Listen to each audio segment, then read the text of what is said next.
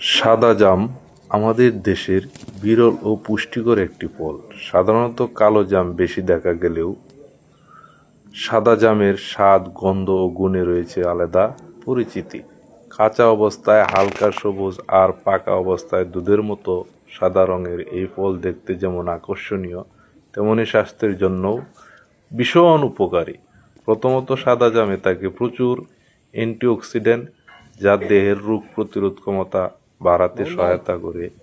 এতে থাকা vitamin C, calcium, iron শরীরের শক্তি ধরে রাখতে গুরুত্বপূর্ণ ভূমিকা রাখে।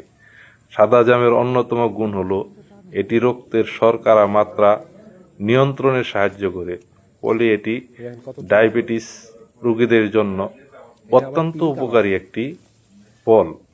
এছাড়াও সাদা জামে রয়েছে ফাইবার, যা হজম শক্তি বাড়ায়। যাদের হজমের সমস্যা আছে তারা এই সাদা জাম খেলে হজমের সমস্যা দূর হবে। নিয়মিত সাদা জাম খান, ডায়াবেটিস